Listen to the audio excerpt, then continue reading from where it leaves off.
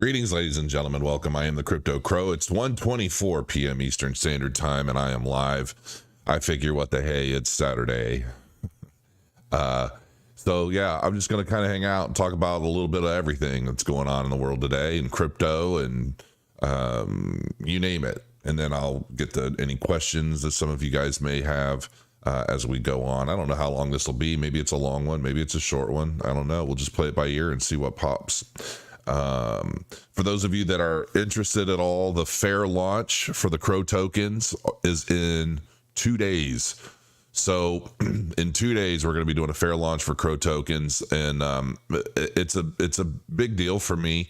It's just kind of like, I really am. I just had this long talk last night with a friend of mine who, he watches my channel, and you know, we've known each other for a while now, and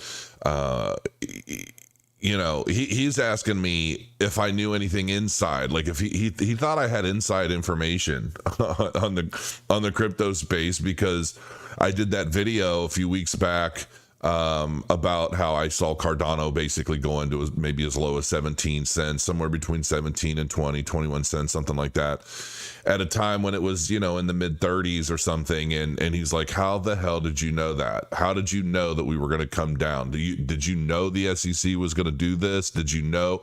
And I'm like, no, I didn't know any of this. I don't have any inside information like that. I just know the market cycles, and I know generally what to expect, because if it wasn't the SEC going after Binance and Coinbase, it'd have been something else. Like, there's always major catalysts that play out over the course of a couple of years, right?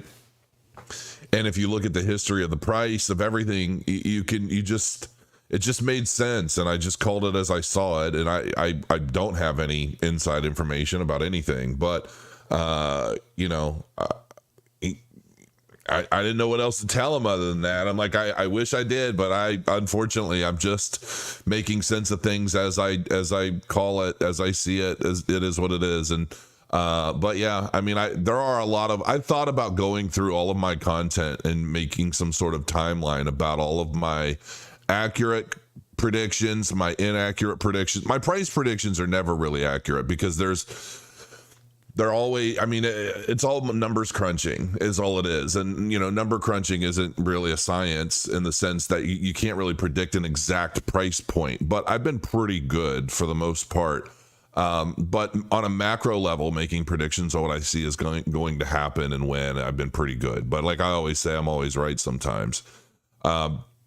But anyway, we were talking about the launch of the Crow tokens. For those of you guys that don't know, I basically gave away, I minted 125 billion of these, and then I gave away, like, I don't know, like 2.5 billion to all of you, people that watch my channel on a regular basis, my supporters over the years, and so forth. I gave some out to Murder of Crow NFT holders, which I'm known to. Here's the thing about me. I don't typically hype things beforehand. I don't, like, people that owned Murder of Crow's NFTs, they didn't know I was doing a drop. I just told everybody on Twitter, hey, all of you, check your wallets. You guys have a gift. Nobody knows to expect anything from me, because I don't make promises like that. I just do things to do them because it's cool, and because it's fun, and because it's a pleasant surprise, and it's all for fun. Crow tokens aren't worth shit. It's a shit coin. It's a shit coin on Cardano. It's nothing right now. And there's no claim that it's ever going to be anything other than a token of my legacy, a token to remind people of my story, how I got started in crypto. You know, I post my thoughts on this blog about, you know, everything, you know what I mean? I use my artificial intelligence, my 16-bit graphics for the website and everything, and I just love it. It's just a fun thing for me to do.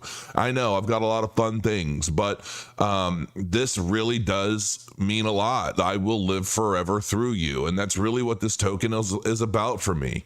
And if the token somehow empowers me over time, in any way to achieve more, to do more, to get more involved in the cryptocurrency space, and maybe I don't even want to say, but like we'll just see how it plays out. But I would love to get more involved in the political side of things. Whether I start in Florida and I start. I plan on setting up a meeting with a friend of mine who's really big into Florida politics. She works with a lot of the major, the politicians and things. And it's like, what, and I've asked her, what can I do to get more involved? And we've kind of brainstormed a little bit on things that might be possible. And I said, well, what about contributions? And she's like, well, don't make any contributions to anybody unless there's something you want. She's like, that's the way the game works. If there's a change that you want or something that you want to see happen, then you make contributions and try to work with those politicians to affect that change. And I'm like, okay, I don't even know what I want. I don't know what I want to do. I'm still learning. But there's a lot of stuff that I'd like to see happen on a large scale, but we'll see. But for the time being, I'm sending all the remaining Crow tokens to this protocol at vifi.io, as well as 10,000 ADA. That ADA is getting locked in the protocol as a liquidity pool. According to ViFi, I'll never be able to touch it. It will be there forever. And I love that. I'm basically donating the tokens, donating ADA. And, whatever comes of it, comes of it. It is what it is, but that's in 2 days. And I'm actually pretty excited. I'm curious to see where it goes, based off of where we're at in the market. But, yeah, it means a lot. And if you haven't read it, go check out the story. Go check out this link. It's at crowtokens.com. And, just read through. I'll be adding some other stuff. And honestly, I'm probably going to be doing some really big articles on Crow tokens. And I think this is where I'm going to start posting the majority of my stuff.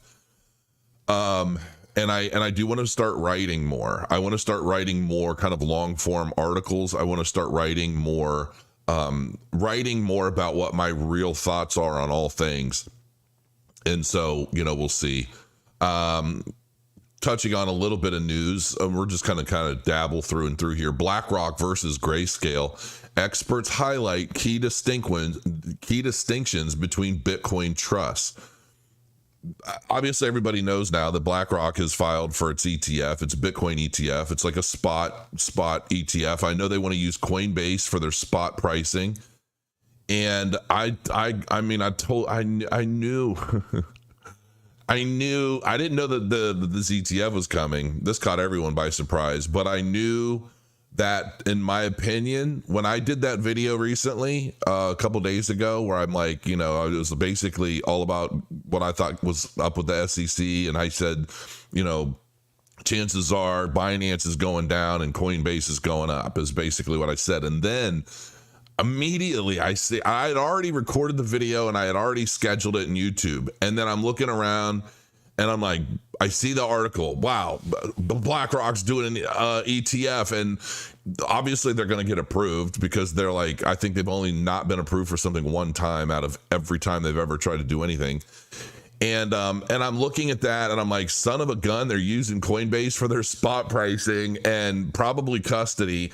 And I'm like, and these guys, they're all married. Like, they're all in cahoots. They're all working together on these grand pictures. And I just couldn't believe it. So I hurried up and I recorded a video and I'm like, now you can see what my other thoughts are on this at 3:00 today. I mean, some of you guys caught all that and you saw it. Because I knew, and it's like the stuff that's going on with Coinbase and the way they're naming all these tokens and trying to claim them to be security so that they can add fuel to the fire for this battle between Binance. I just think they're setting one up to be a loser and one up to be a winner, and it's all making sense now. It's all making sense. But as it relates to this Bitcoin ETF, people are thinking, well, this is going to be just like the, Grayscale Bitcoin Trust. And, I own shares of that. I think I have like 90 something shares of the GBTC. I haven't touched it forever. Got it through a financial advisor years ago. He doesn't even talk or update me anymore. I don't even know what's up with it. For all I know, who knows? I have no idea. Because originally I basically bought 1 Bitcoin worth of GBTC just to have it. Like, I'm going to keep it forever, no matter what. And he would always tell me, you should sell it. You should sell it. You should sell it. I'm like, I don't want to sell it. I don't care. I don't care if it's going to go down. I don't care if it's going to go up. I'm going to hold on to it forever. Then I think it's split, and now it's like 90 something shares. At least it was like a few years ago. I don't even know what it is now. Don't know how it's performing against the actual value of Bitcoin. I have no clue. All right. But there are some major differences apparently between what BlackRock is doing and what Grayscale has done. So we're going to cover a couple of these things real quick. So BlackRock has finally filed an application for a spot Bitcoin ETF with the Securities and Exchange Commission. While some might think that the investment giant is applying for an ETF or a trust with properties similar to the Grayscale Bitcoin Trust, there are certain distinctions between the two products. For one, BlackRock's iShares product, which is technically a trust, allows redemption similar to an ETF. In contrast, the GBTC trust lacks this function, according to Noel Atchison, editor of Crypto is Macro Now. The market hears trust and thinks it will be like GBTC with no redemptions, but that's not the case here, he added. The key difference between a Bitcoin ETF and a trust lies in the ability to buy Bitcoin at the end of the trading day to bring the fund's assets in line with its trading price, which only an ETF can do. A trust, on the other hand, is a fixed portfolio with no ability to adjust its holdings and therefore often trades at a varying premium or discount to its underlying assets value. For instance, GBTC has been trading at around a 40% discount to net asset value for years, prompting Grayscale to seek SEC approval for a Bitcoin ETF. The company has even filed a lawsuit with the SEC, rejected the conversion, which is currently playing out in Washington, D.C. court with a final decision expected later this year. Probably, like how long does it typically take for the SEC to approve or deny? I mean, how long did we wait for like the Van Eck decision? I feel like it took 2 years and then it was finally nixed and away we went. So, yeah, But I really do believe BlackRock is going to get it. I mean, why wouldn't they? They have everything else. Grayscale has argued that the spot price of Bitcoin in both spot and futures ETFs is subject to the same risks, so it does not make sense to approve one product and not the other. The SEC has said that its disapproval of Grayscale's spot ETF was reasonably explained, supported by substantial evidence, and faithful to the text of the Exchange Act. Anyway, there's some differences, and it doesn't matter. I don't think anybody's going to win any of these kind of battles before BlackRock gets its hands on its ETF. That's what I think. Meta's new AI speech tool is ready-made for deep fakes, so it's not going to be released, apparently. And man, all the stuff going on about Instagram lately, oh, wow. I'm just like... I once saw a video of the Zuck man on an island talking about something he had tried for the first time and how amazing it was. And I don't know if that was a real video or not. It looked very real at the time. And it was before a lot of the stuff was getting big and being talked about. And I don't remember how many years ago it was. Maybe it was 4 or 5 years ago. And it's just like, man, like all the stuff going on with Facebook, I really feel like, how long is this going to survive? And like, I don't know. It's just kind of, it's just creepy. Like some of the stuff makes my skin crawl a bit. And I don't even want to talk about it here, but a lot of weird stuff going on with Instagram, and it's not good. But Meta continued its push into the increasingly crowded AI field on Friday, announcing the creation of a tool called VoiceBox. It's an app for generating spoken dialogue with a variety of potential use cases, but it's also ripe for misuse, as Meta admits, which is exactly why the social media giant is releasing VoiceBox to the public just yet. Why it's not. Here's the thing. All this technology right now, I mean, I feel like all of this AI tech is just like crypto. I think it's going to disrupt the very nature of everything that we consider art and just existing. And I think all of it is going to come together, because at some point we're going to have some form of legitimate regulation on artificial intelligence. If these guys wait around to play a bunch of games with artificial intelligence the way they have for crypto, or with crypto for years, AI is going to become a monster that nobody wants to deal with and will likely lose function. There's actually a show I thought it was really interesting. Oh gosh, what was it? I forget what it's called. Mrs. Sarah. I can't remember, but basically it's with the woman from Glow, the gorgeous ladies of wrestling. She starts off, she's a nun, right? And she basically ends up being put to task by this AI. And this AI has the ability to ultimately manipulate and do anything at once throughout the world, because everybody's kind of patched into it somehow. And it's really, really weird, man. It's really weird. And I thought, this is the future. This is probably the future, because at some point, especially with the way we're trying to get rid of God and religion and Jesus and all of this stuff, faith overall, we're trying so hard to get rid of that across everywhere. And I really believe that there's going to come a day when artificial intelligence is the new God. As crazy as that sounds, I believe that we're going to have half this country alone is made up of NPCs that will just gobble up anything they're told. They just don't even have, I don't know why or how. I don't know if it's diet or upbringing or indoctrination. I don't know what it is, but there's so many people in this country that think they're utterly brilliant, but they don't have a unique thought in their own mind, and they're already NPCs. And I see this. And I see how society is ultimately changing to allow something like an artificial intelligence, some all-knowing godlike entity to help facilitate, dictate, teach, learn, all of it, right? And I can see a lot of people out there. I can see cults forming around AI. Because there are so many people out there, they just want to believe in something. Non-player character, basically people that just go along with the script as they've been programmed to do. That's an NPC, and I see it all over the place.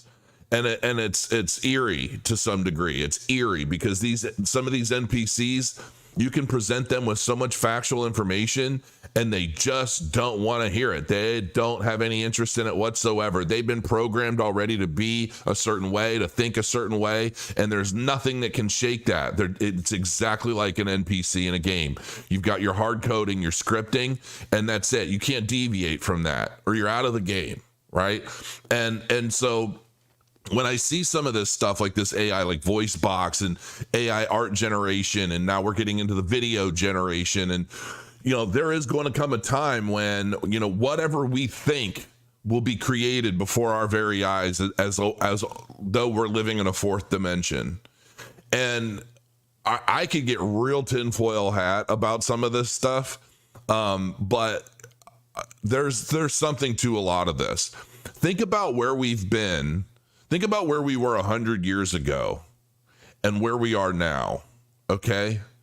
And think another 100 years from now, how much further do you think our technology will have advanced?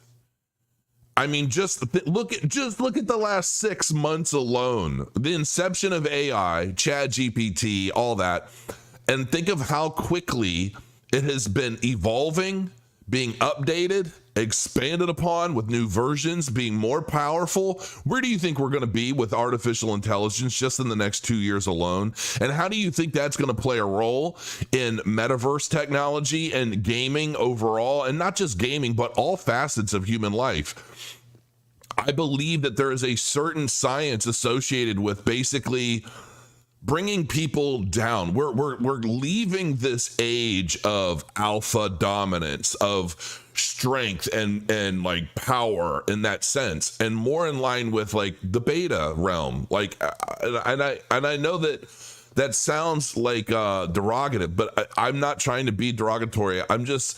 I feel like there is a certain mentality when the world is being built by brick, We need those beta alphas, those grunts, those human gorillas running around carrying large objects, bricks, cutting down trees, and right. And we need that, and we've needed that for a long time, especially when we were more outlawish in the sense that we everything was a crime, like everything was just chaos, right? And now it's a new kind of chaos because I feel like we're transitioning from, yesterday into tomorrow, and that involves more mental capacity, more mental ability, an open mind, because I feel like there are so many elements to what's going on right now that really does take an open mind. People are not going to find it easy to transition from the old ways into the new ways. It's a generational thing. And I'm kind of right in the middle of it because I understand both sides of that fence. And I feel like in some ways my generation, people, I'm in my 40s now, which is insane to even think.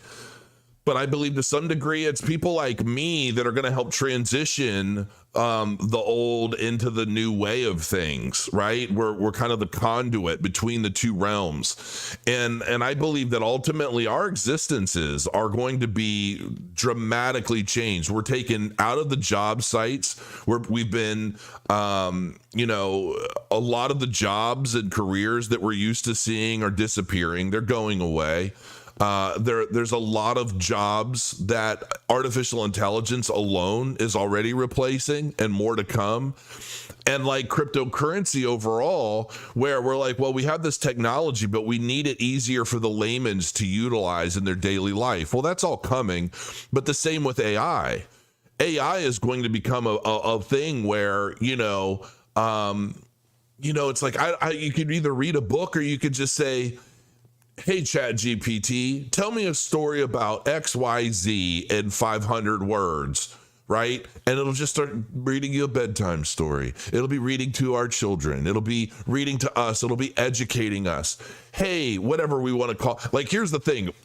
When I finally move, when we finally move, which I wish we could sell this house. We're trying to sell our house and it's just not selling.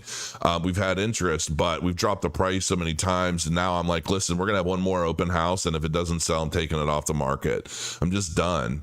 And we just have to make good. Like, we'll just stay, even though we're bored to tears here. It's like, we don't know what else to do. We want to move out of here. But I want to start building. I'm thinking about either making it a playlist. You'll have to let me know what you guys think. But I'm going to start building the eMove robot. It's basically a life-size 3D printed robot with movement, mechanics, all that stuff. And I want to build a method for integrating not ChatGPT, but one of the more standalone models. And basically give this bot an AI, like a legitimate AI. And I want to have voice recognition. I want to have text to speech. I want to basically do everything I've wanted to do since I was in high school.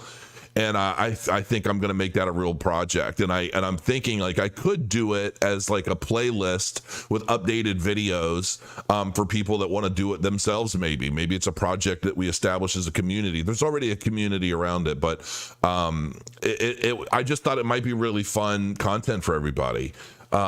So anyway, personally, anything that Facebook or Meta or whatever they do, I'm just very weary about it. And there's just so much going on that we don't even really know about. And it kind of freaks me out a bit. I'm not saying it's all bad, but I don't even really use Facebook much at all anymore. And it's been really difficult and I've been getting more active on Twitter because it's the only place I can get verified on. And it's the only place that, I have my check. And it's more difficult for people to copy me or impersonate me. They're nowhere else. I mean, YouTube, it's like, yes, I have my YouTuber check, I guess. And I guess that's okay. But being able to have any check, like the way that my impersonators would impersonate me in the comments and the way that would all happen, and there's nothing you can do about it. And I don't know 100% why so many of these platforms allow all of the scammy spam and impersonations that go on constantly. I don't know why they enable that. Twitter used to also. So it seems like anything that's kind of left leaning for whatever reason kind of appreciates the scams and the spam and the bots and all of that. And I don't know if it's a financial thing or if like, I don't know what the motives are behind it, but it's got to stop. It's ridiculous how many people I have coming to me a day across all platforms asking, hey, is this really you? Hey, is this really you? And I'm like, no, it's not me. Will you look at the username? Can't you tell? Like, I get bombarded with that. Why should my time be wasted because these platforms don't want to enable us to be able to get rid of all of the crap and the impersonators trying to rip everyone off in our names? It's disgusting to me. So because of that, I don't trust a lot of this stuff. We need to clean up what we have before we start adding ways, because you know what? These deep fakes, this is scary, because how long is it going to take until we have people not only creating fake social media accounts, but they're taking our voices, they're taking our faces, and then they're creating videos, and these videos are going to be me basically saying, send me your money, I can double it, triple it. Send me your Bitcoins and send me your Cardano. I can double it and triple it, and I can, take 10 cents and turn it into $10. And if you just send it to me, and there's not going to be anything we can do about it because they keep protecting these people, right? And that scares the shit out of me. And I've even seen stories about, what is it? A deep fake blackmail, right? Where they're going after famous people and they're creating these like AI rendered like adult scenes, right? With like different celebrities, different people. And they're like, send us X amount of Bitcoin or X amount of money, or we're going to release this to the world. And it's just like, the shit's getting crazy already. And it's going to continue getting crazier. And for whatever reason, the people in control of a lot of this stuff absolutely love the chaos. And there's this old saying in Latin, ordo ab chaos. It's order from chaos. And, but for whatever reason, the powers that be all over the place just absolutely love the chaos. And I guess through chaos, it's easier to keep people divided, because if things were like close knit and organized and things like that, then the people would probably learn how to stand up and deal with certain things. But I don't know. So anyway, whatever, Meta and your voice box, you can, don't launch it. Nobody cares. I don't care. How to uncensor any AI large language model like ChatGPT. So I'm not going to get too deep into this because I don't know what all I can really say. But people are definitely finding ways to turn off the censoring, because there's a lot of liberal censorship in AI driven models. And on top of that, you're very limited. I don't know how many times I'm trying to like create a prompt and I'll say something like, I don't know. I'll say like it might sound violent, but it's not, right? So it doesn't really know context. Like if I'm using Midjourney, or it may sound sexual, but it's not, because that's not the context. And I can't even remember examples, but it happens all the time at random. So I don't really, and it's like, I'm trying to create like an innocent picture, but it doesn't like a word I use. It'll be like, oh, well, we don't like that word. And I'm like, why the hell not? Like, what does this have? How is this bad or wrong? And it's like, I see a lot of this stuff. And so people are figuring out how to turn off all of the censorship, because not only is it counterproductive in a lot of ways, but if the bot doesn't know context, not only are you censoring, you're censoring everything, like if and about and all around a particular word or whatever, simply because the context isn't understood by the AI model, and it makes things really difficult. But people are figuring out how to get rid of it, and that could be good, it could be bad. I don't know. We'll have to see. And unelected bureaucrat, quote unquote. Ripple CEO blasts SEC's Gensler on weaponizing regulatory uncertainty. Oh my gosh, this war. Brad Garlinghouse, the CEO of Ripple, has attacked the SEC and its current chair, Gary Gensler, over the handling of cryptocurrency regulation. We all know that the handling of things is flawed. We all understand there's not much anybody can do. He wasn't elected. He was appointed by Biden, if I'm not mistaken. And, he's doing what he's supposed to be doing right now. I mean, not necessarily for us, but he's doing what he was put there to do, I think. I mean, the only way to fight that is through Congress and the courts. And, people calling all this stuff out publicly, it's not really doing much good for anyone. Because I don't think he cares, honestly. When you're appointed by the president of the United States to do a job and you're doing that job, what can anybody actually do about it? I mean, it's like, you can cry, but it's not going to change anything. There's only one way to change a lot of the stuff that we're seeing. And, it's funny because I don't know that there's an industry that has been untouched since 2020 and is not somehow, some way has taken a turn for the worst.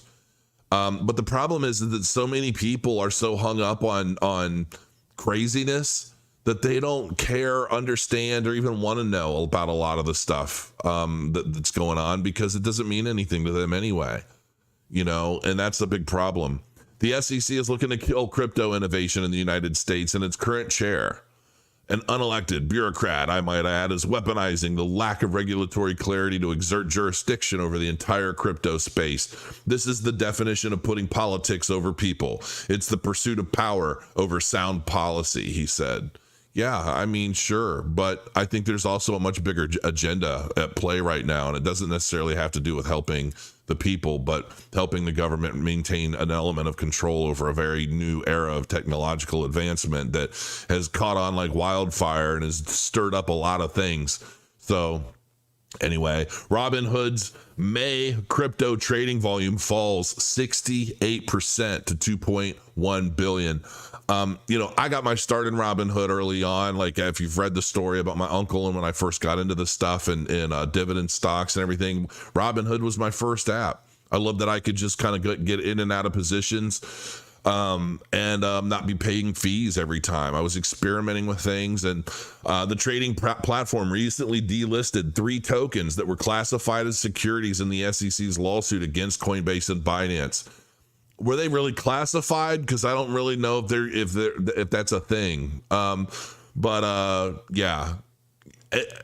So many of these have been it's been demonstrated in a multitude of ways that they're not really securities. But all this stuff is going to have to be fought out. And I'm still not worried about it.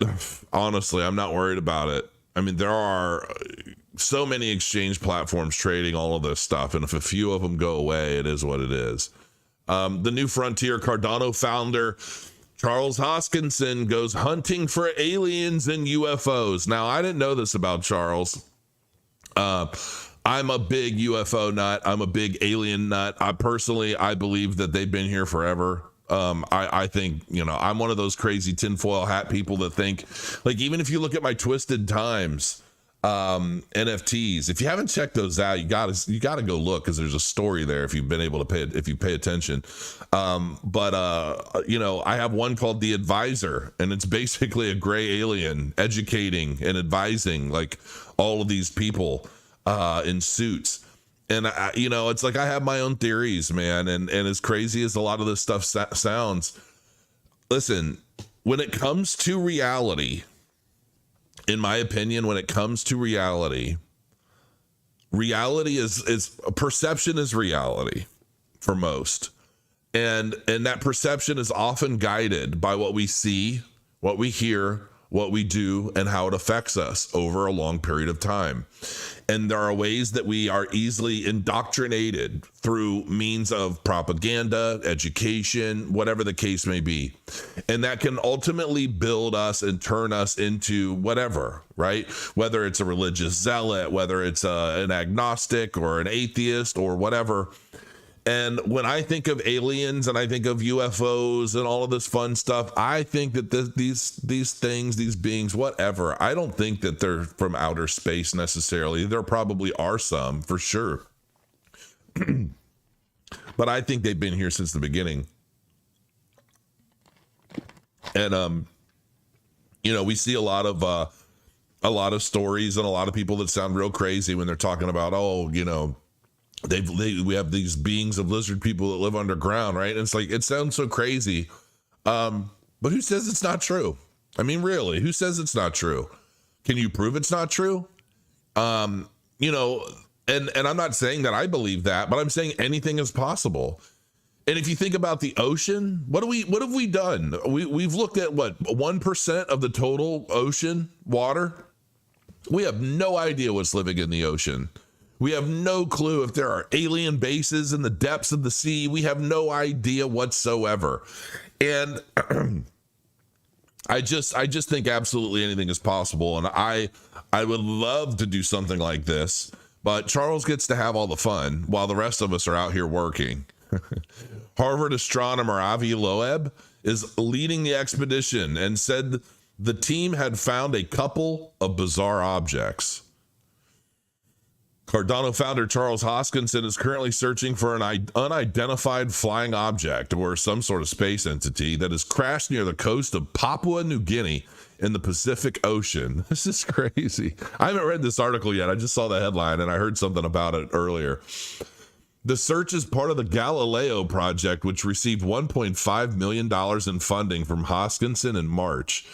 The project is operating an expedition led by Harvard astronomer Avi Loeb and his student Amir Siraj, who identified a meteor of interstellar origin that crashed into Earth from outer space in 2014. Wow. This is crazy. Charles said yes.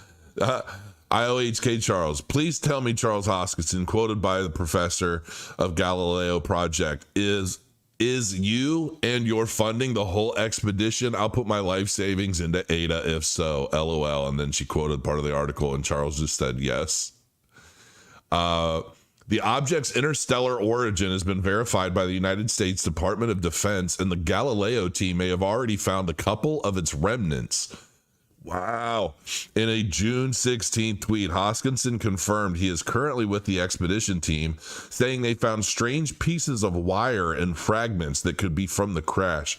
I think that's odd. I don't know if I would assume that there'd be wiring on an alien craft. I think it would be much more, I don't know. It's hard for me to picture wiring in a craft like that. Plenty of ground to cover, and we haven't even broken out the sluice sled yet. Wire and some aluminum. Plenty of ground to cover, and we haven't even broke out the sluice yet. Hey guys, Harvard astronomer found an anomalous wire in the area. He thinks an alien spacecraft might have crashed. A potential crash retrieval is literally being updated live. Might want to pay attention. In a blog post on the same day, Loeb wrote, "Gladly, we already have one anomaly, a manganese platinum wire with an abundance pattern that differs from common commercial products. However, at this stage, it appears to be too early to confirm that the pieces belong to some sort of interstellar object from our cosmic neighborhood." No, it's platinum. It's not going to be. So I truly do believe that we have, like the U.S. government, probably the Russian government, other governments, have had crashed crafts for decades. And I think we've back engineered some of this stuff. We've come up with our own little planes, like the little triangle black planes and things. Those aren't alien craft. Those are our own. And I don't think that, look up Project Bluebeam for anybody that's interested. That's a very interesting topic, especially given where we are right now. Most importantly, I wish to know whether it was manufactured technology by another civilization. No, because I don't think another civilization on another planet somewhere in space is building spacecraft out of platinum. I think they're probably going to use other things. Like if you remember Bob Lazar back in the 80s talking about his work at S4 and everything that he had done, and how he was talking about how everything was powered by this element 15 or element 115, and it didn't even exist. Nobody even knew about it. Now it's on the periodic table. It's obviously a real thing. I don't know what to expect, but this is interesting. How long until he announces the aliens are bullish, Cardano? Oh boy. The Cardano in March, In March 2022, the Cardano founder participated in a $75 million funding round for Texas-based bioscience startup Colossal, which is aiming to resurrect woolly mammoths and other extinct species. So tell me Charles Hoskinson is going to be funding Jurassic Park in real time? Is that what we're doing? We invested in this venture. They have an amazing vision, and also there is a ton that can be done to add blockchain technology to the field of de-extinction, from crowdfunding to IP management of genetics. Could you imagine having like, you know how they take big animals and make mini versions? What if we had like mini mammoths as pets? You have these bougie ass women all over Los Angeles walking around with a woolly mammoth in their purse. Wouldn't that be something? Wow. Interesting times. Interesting freaking times. Although, I would much rather see this money be going into like more real world use cases for Cardano. But who knows? And what happens if they were to actually discover some sort of technology? What do you do with it? Outside of like, you start reporting it and you're surrounded by black helicopters and people telling you like, hey, give us all your shit and keep your mouth shut. That's why we need blockchain. That's why we need like real blockchain based web. I really believe that we need an internet that runs on a legitimate P2P platform, and what you put is minted to the blockchain and it is there forever no matter what. There's no way to get rid of it. That's ultimately what I want to build with Soblox, is like when you post content and it's minted to the blockchain, it's there forever. And there's no getting rid of it. There's no changing it later. And, you know, we need, because like I see that a lot of the stuff that's going on with like the Wayback Machine and the Internet Archive and stuff, and how people are pushing to have old stuff removed, especially like articles they've written or things they've said and things they've done, or, you know, like things they were involved with, like whatever. And they want to wipe it all. And I'm like, you know, we should not be able to change history like that, I believe, especially when it comes to politics, especially when it comes to all of this stuff. I don't think that's the way things should be. But, you know, if there's one thing I've realized is that there's only really one group in control of just about everything that matters right now. And it's definitely not the good guys, in my opinion. All right.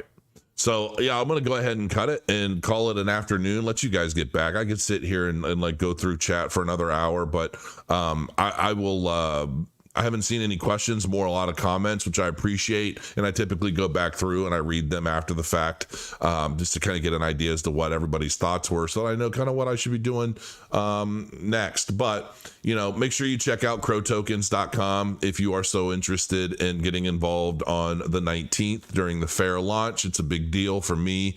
Like I said, I'm donating all my tokens. I'm not going to have any Crow tokens until this thing launches officially. And, you know, I'm donating 10,000 ADA to the pool that's going to get locked up. The Crow tokens are going to be there forever, regardless. Whatever happens. And, you know, this is the best shit coin on Cardano. I make no claims that anybody's going to make a dime. We're all going to lose money. Let's just say that. We're all going to lose money on. I'm donating all the tokens. I'm donating Cardano. I expect to get nothing out of it. But who knows what the future holds and how crypto changes and what becomes, you know, of use someday in the future. I don't know. We'll see. But until next time, guys, crow your coins, enjoy your Saturday, and I'll see you guys soon.